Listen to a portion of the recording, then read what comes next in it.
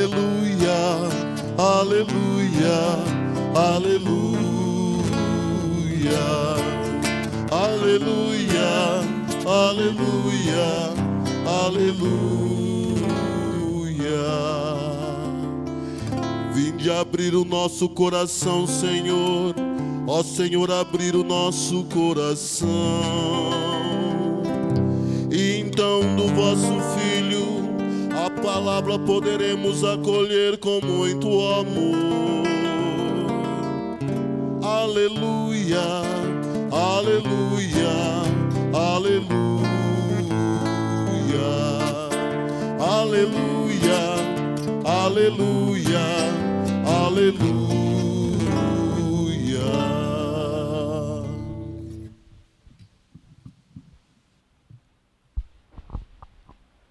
O Senhor esteja convosco. Ele está no meio de nós.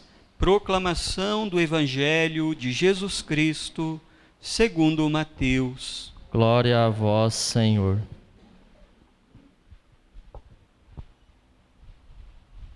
Naquele tempo, Jesus contou esta parábola a seus discípulos. O reino dos céus é como a história do patrão que saiu de madrugada para contratar trabalhadores para a sua vinha. Combinou com os trabalhadores 1 moeda de prata por dia e os mandou para a vinha. Às 9 horas da manhã, o patrão saiu de novo, viu outros que estavam na praça, desocupados, e lhes disse: Ide também vós para a minha vinha, e eu vos pagarei o que for justo. E eles foram. O patrão saiu de novo ao meio-dia e às 3 horas da tarde, e fez a mesma coisa. Saindo outra vez, pelas 5 horas da tarde, encontrou os outros que estavam na praça e lhes disse: Por que estáis aí o dia inteiro desocupados? Eles responderam: Porque ninguém nos contratou. O patrão lhes disse: Ide vós também para a minha vinha. Quando chegou a tarde, o patrão disse ao administrador: Chama os trabalhadores e paga-lhes uma diária a todos, começando pelos últimos até os primeiros. Vieram os que tinham sido contratados às 5 da tarde, e cada um recebeu 1 moeda de prata. Em seguida, vieram os que foram contratados primeiro, e pensavam que iam receber mais. Porém, cada um deles também recebeu 1 moeda de prata. Ao receberem o pagamento, começaram a resmungar contra o patrão. Estes últimos trabalharam só 1 hora, e tu os igualastes a nós, que suportamos o cansaço e o calor o dia inteiro? Então o patrão disse a um deles: Amigo, eu não fui injusto contigo. Não combinamos 1 moeda de prata? Toma o que é teu e volta para a tua casa. Eu quero dar a este que foi contratado por último o mesmo que dei a ti. Por acaso não tenho direito de fazer o que quero com aquilo que me pertence? Ou estás com inveja, porque estou sendo bom? Assim, os últimos serão os primeiros, e os primeiros serão os últimos. Palavra da salvação. Glória a vós, Senhor.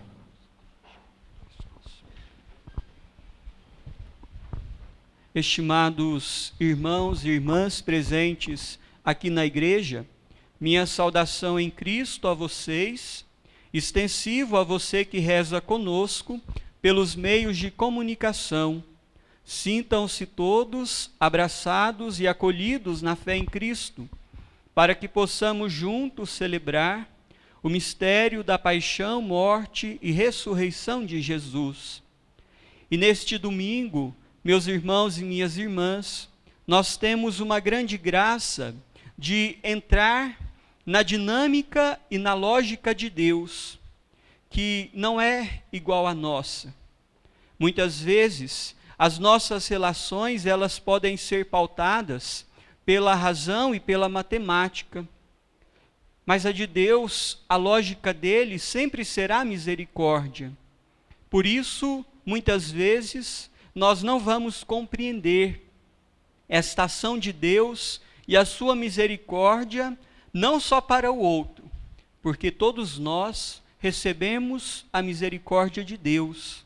Em algum momento de nossa vida, a misericórdia de Deus se faz abundante em nossa história. Nesta liturgia, meus irmãos e minhas irmãs, para que possamos entrar no grande mistério da lógica de Deus, eu gostaria de partilhar 4 pontos para a nossa caminhada de fé. Na primeira leitura, retirada do profeta Isaías, nós estamos em um contexto que o povo de Israel está começando a se preparar para retornar do exílio da Babilônia. O exílio que foi um período muito duro de sofrimento para aquele povo, que perdeu o templo e a terra, foram expulsos para a Babilônia e lá experimentaram a grande amargura da vida. E o trecho que nós ouvimos hoje, ele é colocado no livro do profeta Isaías como o livro da consolação para o povo de Israel.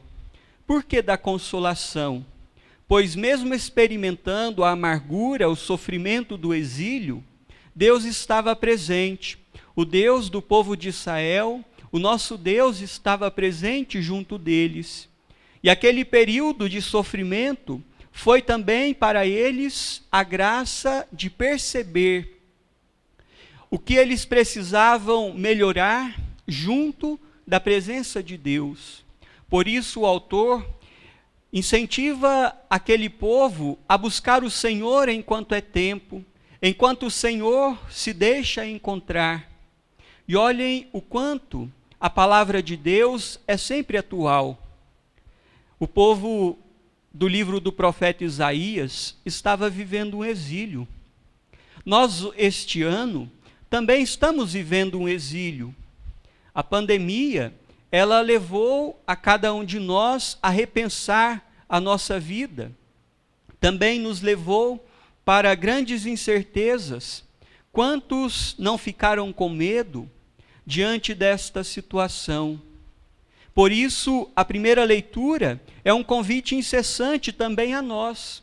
Busquemos o Senhor ainda enquanto é tempo, para que possamos também sair melhores quando regressarmos de maneira plena para a terra prometida, para a normalidade que todos nós desejamos. E quando nós retornarmos, meus irmãos e minhas irmãs, nós somos chamados a ter esta conversão que o profeta também faz àquele povo de Israel, uma conversão de mentalidade e também de atitudes, para que possam manifestar e testemunhar neste mundo a grande graça da presença de Deus. E isso é possível. Nós podemos sair melhores. Por isso, o primeiro convite desta Eucaristia é que nós possamos buscar no grande mistério de Deus, que não é um desconhecido nosso, pois ele se dá a conhecer na Sagrada Escritura, no seu corpo e no seu sangue, a buscarmos nele a oportunidade para sairmos melhores. E nós temos um grande exemplo de que é possível fazer isso. O apóstolo Paulo, na segunda leitura, quando ele escreve à comunidade dos Filipenses, ele está preso. E está preso porque ele estava anunciando o Evangelho de Jesus Cristo. E neste trecho que nós ouvimos hoje, ele está diante de um grande sofrimento, de uma grande angústia. Ele não sabe se sairá vivo ou morto da prisão. E por isso ele escreve à comunidade de Filipenses, dizendo que, independente da forma que ele saia da prisão, o que importa na vida dele é viver à altura do Evangelho de Jesus Cristo. E nós também somos chamados em nossa vida, passando por este período, a colocar Cristo no centro. Olhem o apóstolo Paulo. Ele está preso, mas ele deixa a prisão em segundo lugar. Ele fala à comunidade que, independente da morte ou da vida, ele quer que o nome de Cristo seja glorificado. E por que será que ele tem esta atitude? Pois ele fez um profundo encontro com Deus. Por isso, o segundo convite desta Eucaristia, meus irmãos e minhas irmãs, para todos nós, é que nós tenhamos esta graça de colocar Cristo no centro de nossa vida, quando Ele é a primeira pessoa de nossa história. Nós temos a capacidade, nós temos o auxílio dele para resolver as outras situações. O apóstolo Paulo nos ensina muito, e nos ensina por quê? Pois muitas vezes, quando algum sofrimento, alguma angústia, alguma perturbação entra em nossa vida, nós damos mais atenção àquela situação do que o Deus que está conosco. E quando nós tomamos consciência, meus irmãos e minhas irmãs, de que Deus está conosco, nós temos a graça de dizer o que o apóstolo Paulo disse: pois para mim o viver é Cristo e o morrer é lucro. E nesta caminhada, colocando Cristo em primeiro lugar em nossa vida, meus irmãos e minhas irmãs, no Evangelho, nós encontramos os outros dois convites para a nossa vida de discípulos e discípulas de Jesus. Esta parábola traz uma grande surpresa e até incompreensão para os discípulos, pois aqui nós podemos afirmar que está o resumo do Evangelho. Não importa o momento em que nós aderimos a Cristo, o que importa é o acolhimento, é nos colocarmos diante do seguimento de Jesus. É o terceiro convite desta Eucaristia.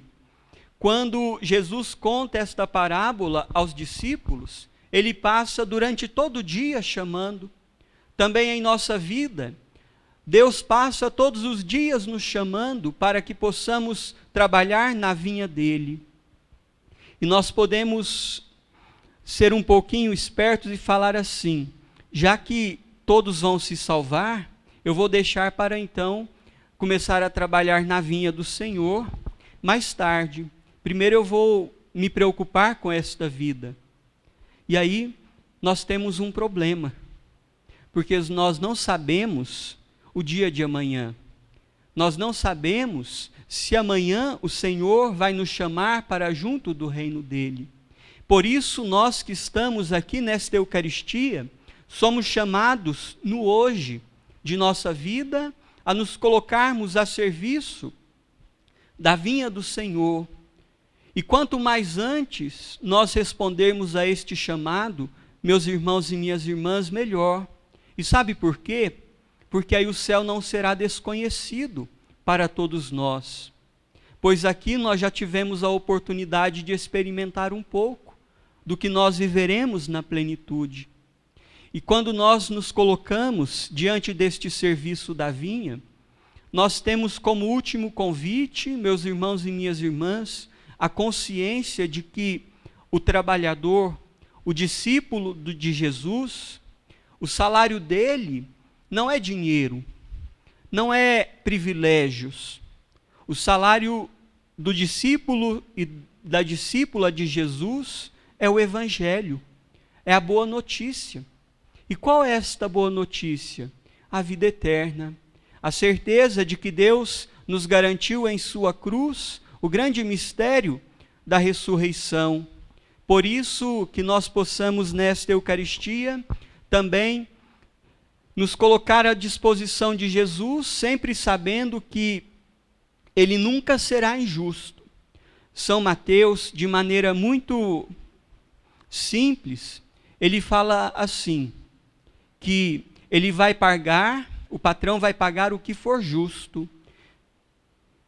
E o que ele combinou e pagou foi justo para todos. A justiça, meus irmãos e minhas irmãs, esse preço justo é a vida eterna que o Senhor oferece a cada um de nós.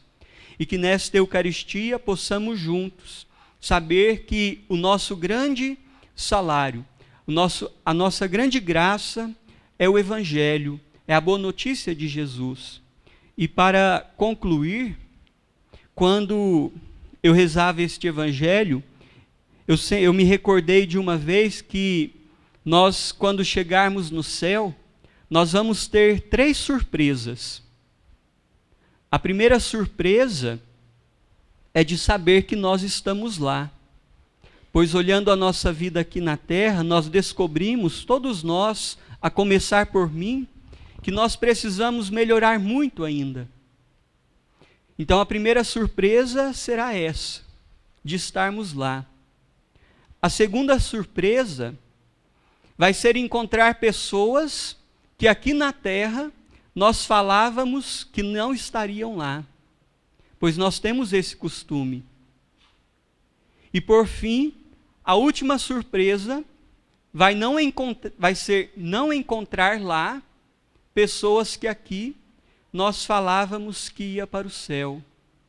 Por isso, estas surpresas quer nos mostrar que não é Deus que excluiu, quer mostrar a cada um de nós que nós precisamos acolher e responder o quanto antes o Senhor que nos chama para estar na vinha dele, e que esta Eucaristia seja sempre a nossa força.